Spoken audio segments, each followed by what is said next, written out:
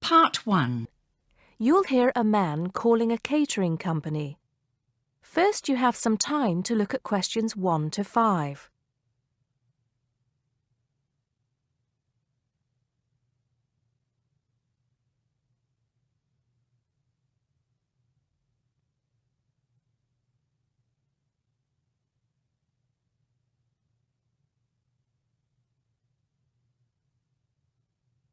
Listen carefully and answer questions 1 to 5. Hello, 5-star caterers. Can I help you? Oh, yes. I spoke to you an hour ago about the arrangements for our end-of-term party. Oh, that's right. It's Mr. Saunders, isn't it? Actually, it's Sanders. That's S-A-N-D-E-R-S. Oh, I'm sorry. I'll just get that down correctly on the form.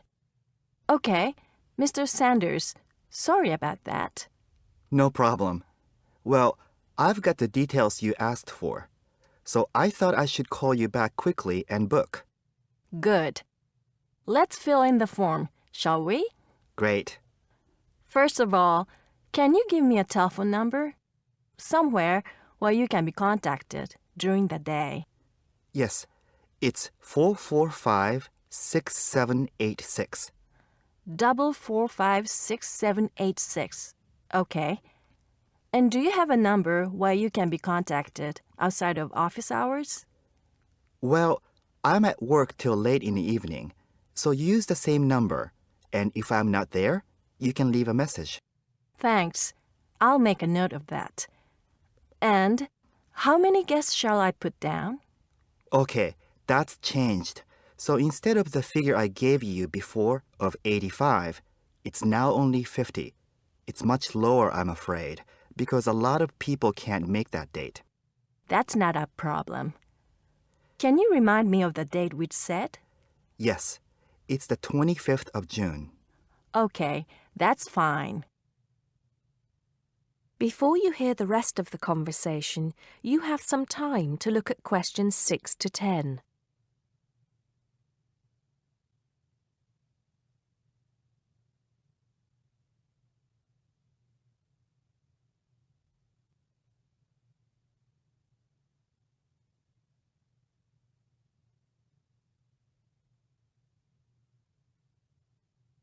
Now listen and answer questions 6 to 10. Now, did you have the chance to look at the tables on the website? Yes, I did. And I think the rectangular tables would be good. The long, thin ones. Yes, you could have 2 of those. The only problem is that they're for 24 people. So, you'd only seat 48 people that way. And if you have 50 guests... Oh, I see what you mean. 2 people would have nowhere to sit. What about the square ones? You'd have the same problem with numbers. Usually, for 50 people, we find the round tables work well. Not the smaller ones. They only seat 6 people. The ones that seat 10, the large ones. So do you think we should have 5 of those? I think that would work well. Okay, that's what we'll do then. Fine. And have you decided on the menu you would like? Yes, I think so. But I wanted to ask you, we talked about having the 3-course meal with waiter service, but in the end, we thought it would be a bit too formal. So that leaves the buffet or the 7-course banquet. How much is a banquet again? £100 a head. That's too much and too formal. The buffet is fine. Okay, so I think I've got everything. We'd need a deposit of 50% of the total. Right. What's the total? Just a minute. Yes, it's £30 a head times 50, so that's £1,500. 50% of that would be $750 now, with the balance due another $750 on the day. Great. I'll call in tomorrow if that's okay. I can pay you the deposit then. We'll look forward to seeing you tomorrow then. Okay. Thanks a lot. Goodbye. Goodbye. That is the end of part 1. You now have half a minute to check your answers.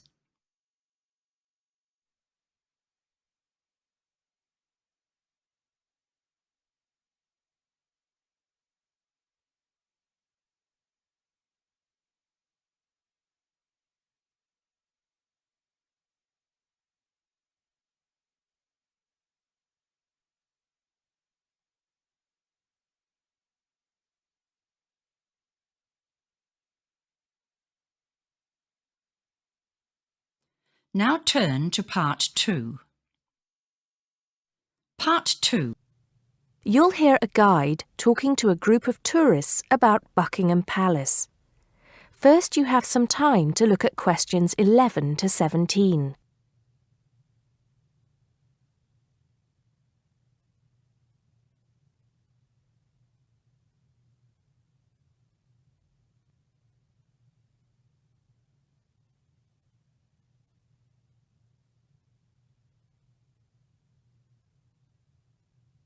Now listen carefully and answer questions 11 to 17.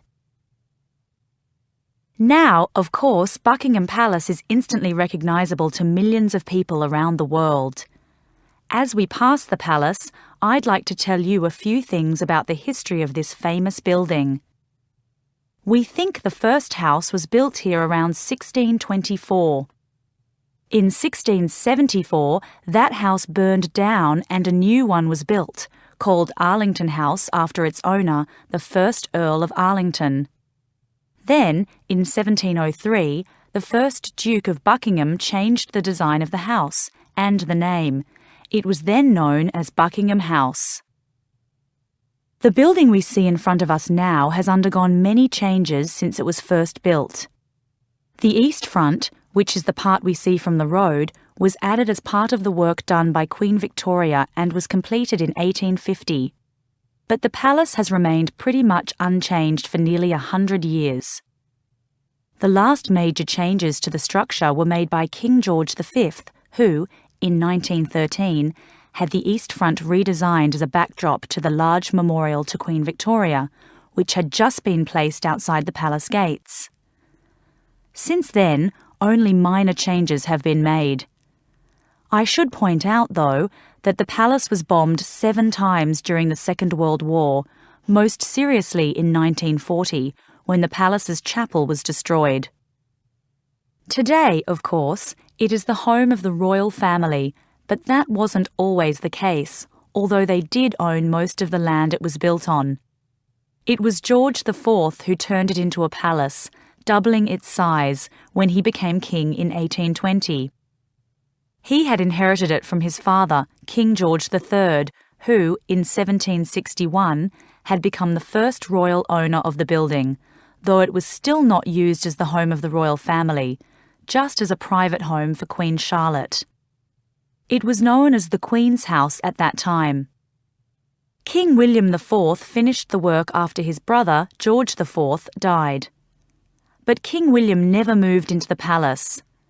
In fact, in 1834, he offered it as a new home for Parliament after the Houses of Parliament were destroyed by fire.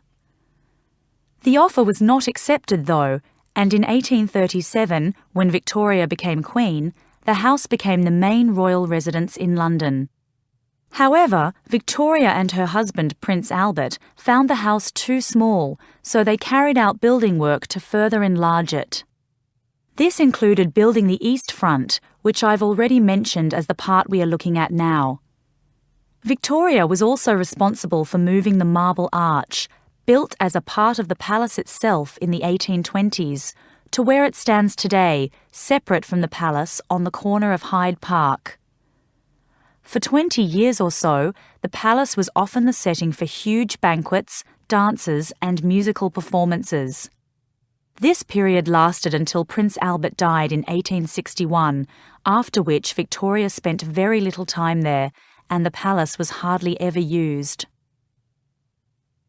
Before you hear the rest of the talk, you have some time to look at questions 18 to 20.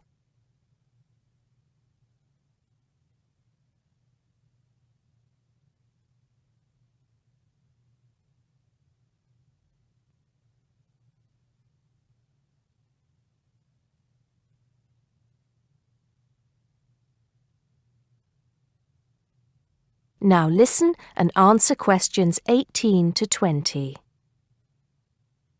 When Victoria died in 1901, Edward VII became king. He was responsible for most of the decoration inside that exists today, and the dark days of the later part of Victoria's reign were fairly quickly forgotten as the palace came back to life.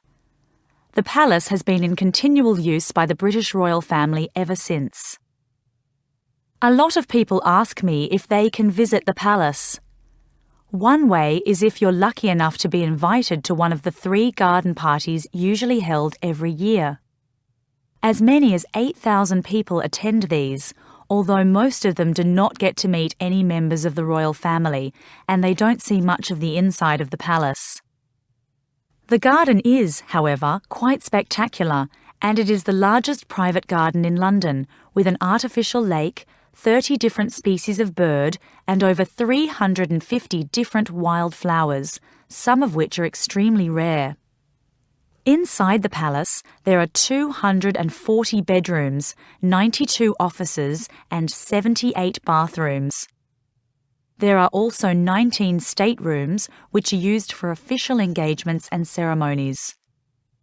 Members of the public are only allowed to visit the staterooms, and then only in August or September when the monarch is not there. It's worth it, though, because there's a lot to see in the staterooms, including examples of some of the world's best art with works by Rembrandt, Rubens, and Canaletto. The tour, which lasts up to 2.5 hours, ends in the garden, where you can see more of the outside of the palace not visible from the road. That is the end of part 2. You now have half a minute to check your answers.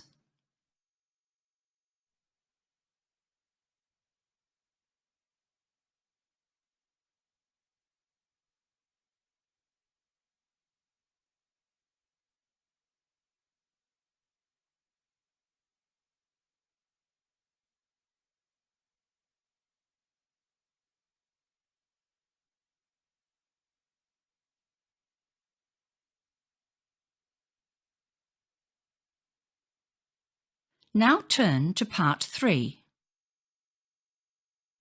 Part 3. You'll hear 2 university students discussing a social science lecture they attended.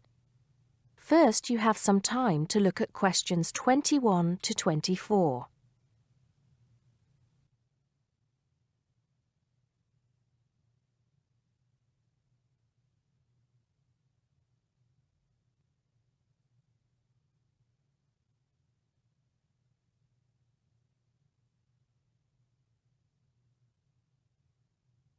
Now listen carefully and answer questions 21 to 24. Did you go to the first social science lecture yesterday? Yeah. Didn't you see me there? No. I was trying so hard to understand the lecturer. What didn't you understand? A lot of it, really. For example, he said we needed to study history as part of the course, but I didn't get why. You probably missed it. He said early on that we need to learn from our past mistakes. Right.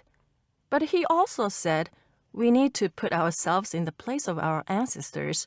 Why is that? I think the point is that it's not enough to know how they lived and what they did. We need to know what they thought. I see. And I've written transferable skills in my notes next, but I have no idea what that means. If you study social science, you learn skills that you can use in a job. Oh, right. Is that all? Okay, but why is that? The point he made was that in studying social science, you use a flexible and adaptable approach to learning. Before you hear the rest of the conversation, you have some time to look at questions 25 to 30.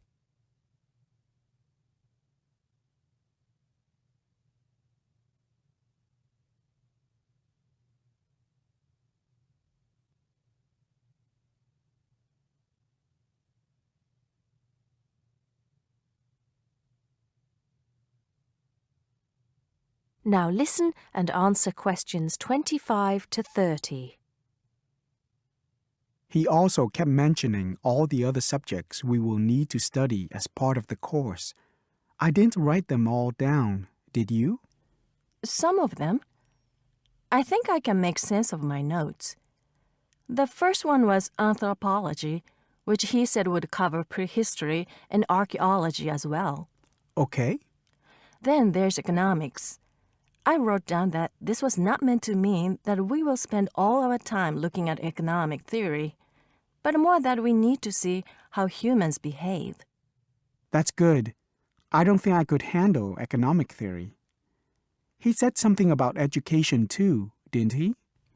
Yeah. He said we'll be looking at how cultural information is handed down from one generation to the next through teaching children. He said we'd be focusing on geography too, but I can't really remember which aspects. Can you? I noted it down, I think. Here we are, yes, particularly in relation to urban planning.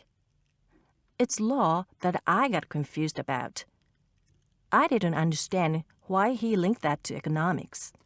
I think he meant that laws affect the way wealth is distributed. That makes sense. Now, what are the science wars? Okay, I did get that. The science wars are about how social science collects information. In sociology and social work, and in social science generally, they can only study patterns of behavior and observe. If you compare that to the way scientists work in physics or chemistry, it's very different because they use specific experiments that can be tested and which give concrete answers. Social studies is often accused of being unscientific. That's all. Okay.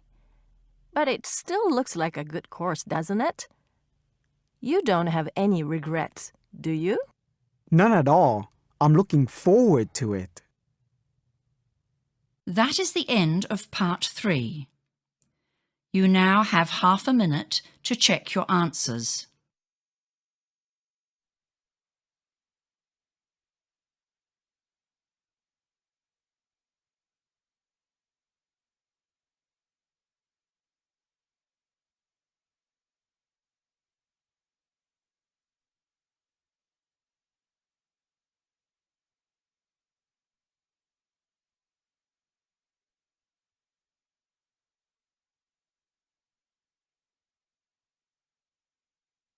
Now turn to part 4. Part 4. You'll hear a lecturer talking to students about America in the 1960s. First, you have some time to look at questions 31 to 37.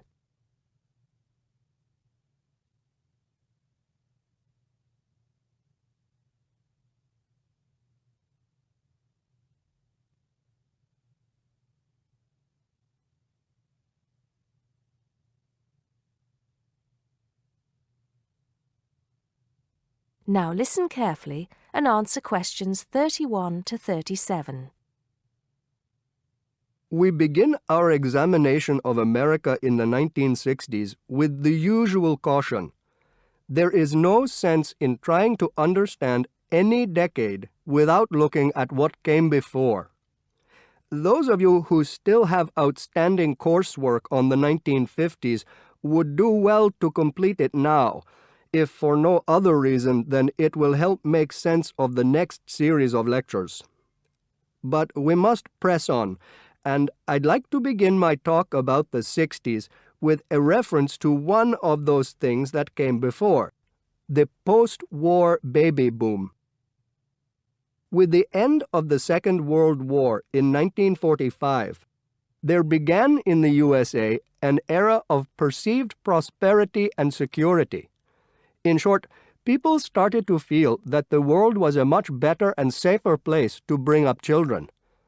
So, at the start of the 60s, all those children born in the baby boom, 70 million in the US alone, were teenagers. As the 60s progressed, and as this large number of people approached adulthood, there was a noticeable shift in the balance of power, and young people began to have a voice in ways that were not considered possible in the more conservative atmosphere of the preceding decade.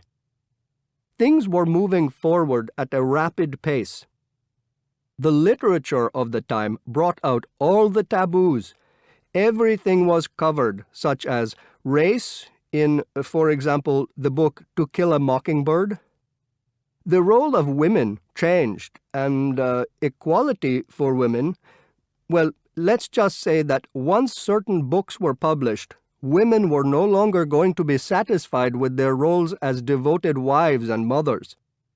Through literature alone, the whole fabric of society was challenged, and by the end of the 60s, things would never again be as they had pretty much been for the preceding 40 years.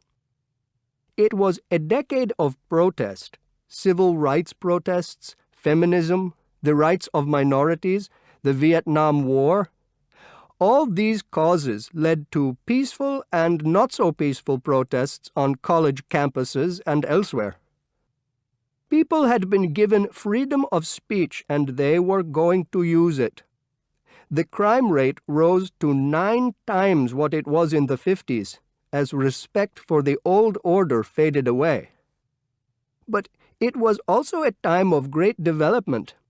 In medicine, the 60s saw the first heart transplant. In technology and the space race, where we saw the first American in orbit and lasers being invented at the start of the decade, and the first man on the moon, and the first primitive internet at the end. Before you hear the rest of the talk, you have some time to look at questions 38 to 40.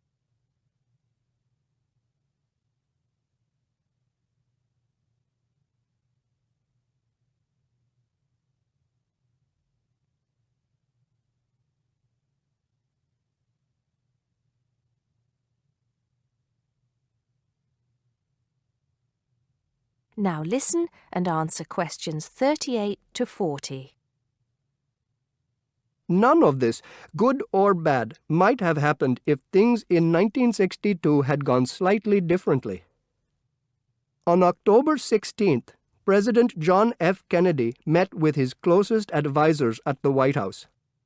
They had obtained photographic evidence showing that Cuba was building or installing nuclear weapons. It was widely believed that Cuba was preparing to fire these weapons at cities in the USA. Kennedy was faced with 3 choices: to try to resolve the crisis diplomatically by negotiating with Cuba and the Soviet Union, to take action to block the delivery of more weapons into Cuba, or to attack Cuba, destroying their weapons. Believing that the first option would end in failure and that the third option would lead to war, it was the second option that Kennedy chose. In doing so, he succeeded in preventing the buildup of more missiles. The Soviet Union then withdrew the weapons from Cuba. Most historians agree that if Kennedy had acted differently, the episode would have led to a full-scale nuclear war between the United States and the Soviet Union. Millions would have died, and the world would have been changed beyond recognition. That is the end of part 4. You now have half a minute to check your answers.